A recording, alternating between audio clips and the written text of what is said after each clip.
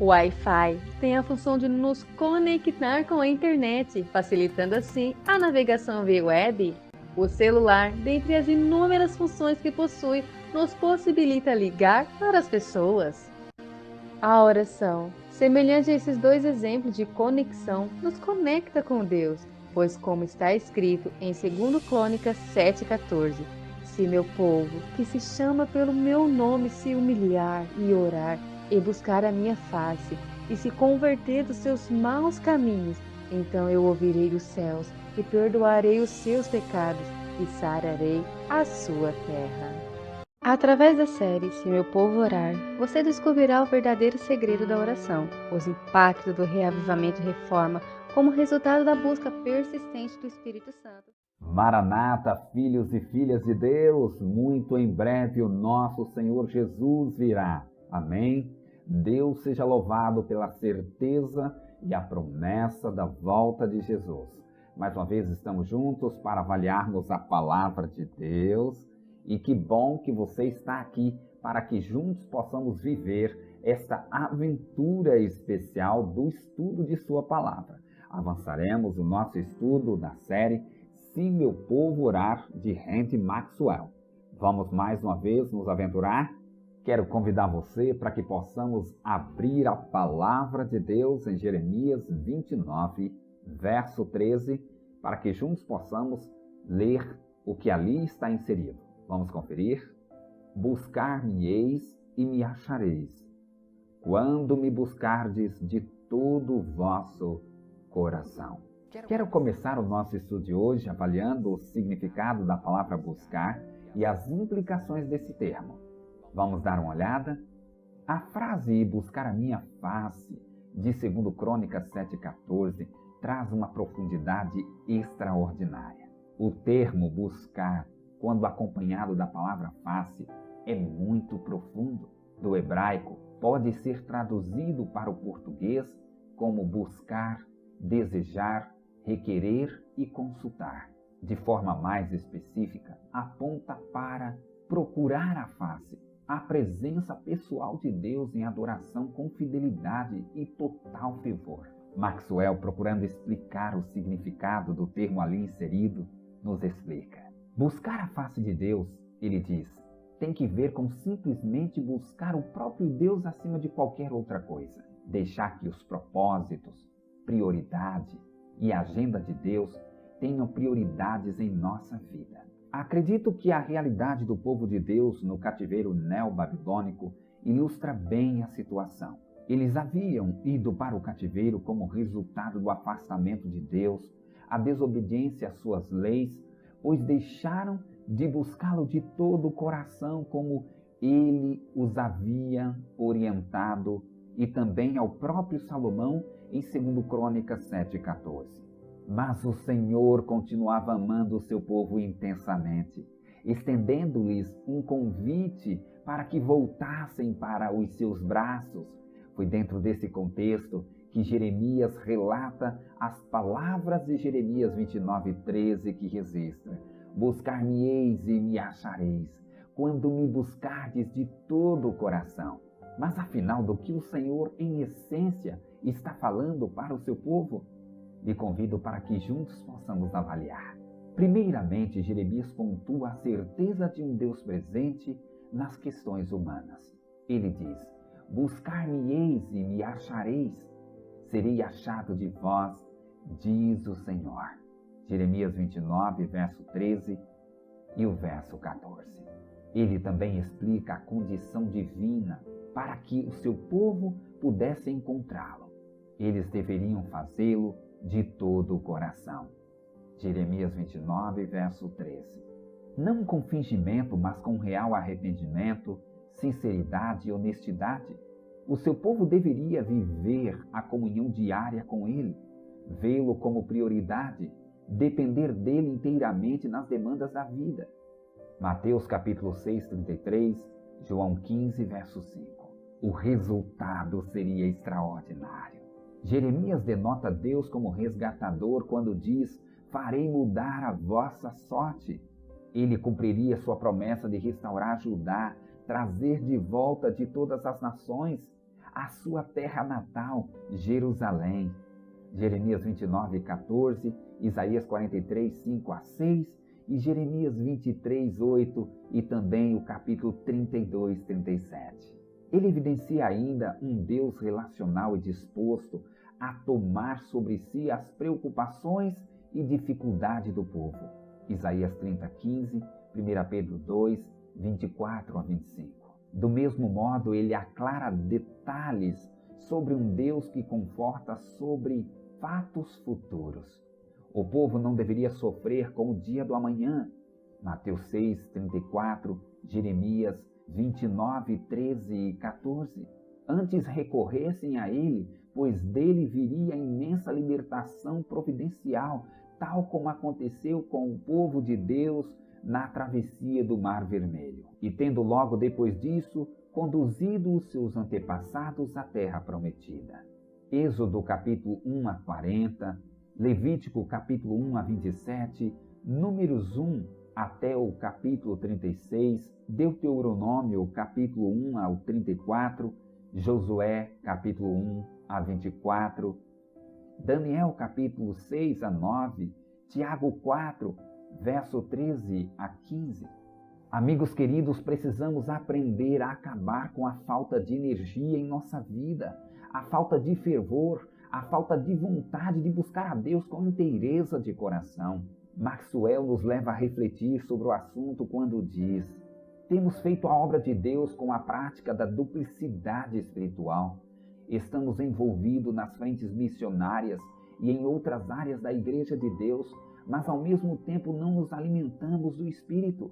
Não buscamos a face de Deus e ainda queremos manter uma vida de compromisso com as coisas do mundo ou com coisa similar a esta, o que é um imenso problema para a vida cristã. Lucas capítulo 22, 1 a 6, o verso 47 ao 49, Mateus 6, 24, Apocalipse capítulo 3, verso 14 a 22. Fortalecendo o ponto de vista apresentado por Maxwell, Andrew destaca: posso pregar, escrever, pensar ou meditar e deleitar-me em estar ocupado com as coisas do livro de Deus e do seu reino, e mesmo assim o poder do Espírito Santo pode estar totalmente ausente. Eu temo que, se tomarmos em consideração a pregação através da Igreja de Cristo e perguntarmos por que, que pena, tão pouco poder de conversão na pregação da palavra, porque há tanto trabalho e frequentemente tão pouco resultado para a eternidade, porque a palavra tem pouco poder para erguer os crentes em santidade e consagração, e a resposta virá: é a ausência do poder do Espírito Santo. Porque isto não pode haver outra explicação, senão que a carne e a energia humana tomaram o lugar que deveria ser ocupado pelo Espírito Santo. Amigos queridos, precisamos levar a sério o fato de que, antes de traçar planos e desenhar projetos, lembre-se disto: a sabedoria humana anula o poder da cruz de Cristo. 1 Coríntios capítulo 1, verso 17, capítulo 2, verso 1, 4 e 5. Se não formos cuidadosos, a fé pode ser engolida pelas fórmulas.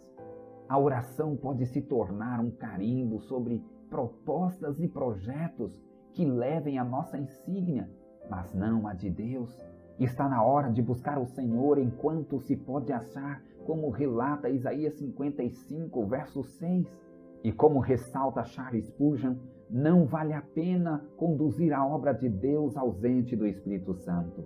Ele diz: se nós não temos o Espírito de Deus, é melhor fechar as igrejas, lacrar suas portas, colocar sobre elas uma cruz preta e dizer: Senhor, tem misericórdia de nós. Se os seus ministros não têm o Espírito de Deus, é melhor que fiquem em casa. Creio que minhas palavras não são fortes demais quando digo que uma igreja na terra sem o Espírito de Deus é mais maldição do que bênção. Precisamos com urgência buscar a face de Deus em total entrega, tal como suspira a corça pelas correntes das águas em tempo de grande sede. Salmos 42, 1 a 11. Como registra Deuteronômio capítulo 30, verso 20, É tempo de viver amando o Senhor teu Deus, dando ouvido à sua voz e te achegando a Ele, pois Ele é a tua vida e a longura dos teus dias. O tempo com Deus para ler sua palavra e para comungar com Ele tem que ser mais prezado por nós do que o alimento. Jó capítulo 23, 12. Pode ser que isso ainda não esteja acontecendo com você, mas peça e creia que Ele responderá à sua oração. Amados irmãos em Cristo Jesus, é hora de fazer uma análise de nossa vida com Deus.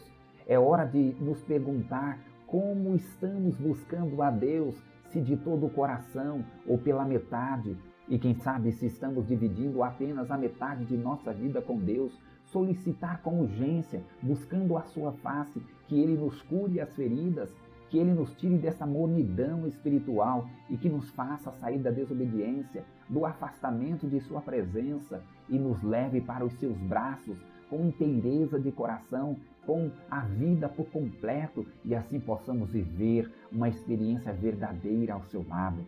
Queridos, hoje precisamos fazer mais um desafio para que isso se torne uma realidade em nossa vida, para que não possamos incorrer no mesmo erro do povo de Israel, de ouvir os conselhos de Deus da boca do próprio Salomão, para que buscassem a face de Deus de todo o coração, com inteireza do viver, mas não o fizeram. Afastaram do Senhor, desobedeceram suas leis, quebrantaram as suas orientações, os seus mandamentos, e assim foram parar no cativeiro. É por essa razão que o nosso desafio de hoje consiste no seguinte: procure pelo menos uma vez ao dia dedicar entre 15 a 30 minutos para buscar a face de Deus de todo o coração. Não com a mente repleta de preocupações, não forçadamente, mas com a mente e o coração voltados plenamente ao Senhor. Siga os seguintes passos. Fale com o Espírito Santo abertamente. Diga-lhe de suas fraquezas, anseios e planos. Peça a Ele que te revele o que Deus quer que você execute na jornada de sua vida enquanto caminha neste mundo. Segundo, solicite do Senhor a misericórdia e o perdão diário de Cristo, que é o seu intercessor e salvador pessoal. Terceiro, clame ardentemente pela proteção do Pai, mediante seus anjos, na intensa batalha do bem e do mal. Quarto, busque, vigie e ore constantemente. E desta comunhão íntima com o Eterno, passe a compartilhar com outras pessoas o quão maravilhoso é depender e estar sempre na presença dEle. Pois já sabemos, à luz do estudo de hoje, queridos amigos, a menos que nossa paixão por encontrar Deus seja mais profunda do que qualquer outra paixão, continuaremos a ordenar a nossa vida de acordo com o nosso gosto e não com o de Deus. Vamos solicitar a Deus para que Ele nos ajude neste processo? Feche os seus olhos. Vamos falar com Deus. Querido e amantíssimo Deus, poderoso Pai, às vezes queremos fazer as coisas do nosso jeito. Às vezes queremos caminhar por caminhos que sejam de acordo com a nossa vontade. Não queremos buscar a sua face com inteireza de coração. Não queremos nos submeter a Ti com a vida total entregue em Tuas mãos. Ensina-nos a buscá-lo de todo o coração, para que possamos de fato encontrá-lo e assim viver na atmosfera do céu enquanto caminhamos a jornada dessa vida. Perdoa, Pai, os nossos pecados. Perdoa as nossas negligências. Perdoa o nosso orgulho, a nossa hipocrisia. Perdoa, Pai, quando às vezes executamos a obra do Senhor ou atuamos em algum ministério de Tua Santa Igreja, mas pela metade, sem compromisso, apenas fazemos porque temos que fazer. Cura esta ferida que o inimigo colocou em nosso coração. Sara-nos com a atuação do Espírito Santo. É o que oramos, é o que solicitamos com o coração aberto e contrito, em nome de Jesus. Amém. Amigos queridos, um grande abraço e até a próxima, se Deus assim nos permitir.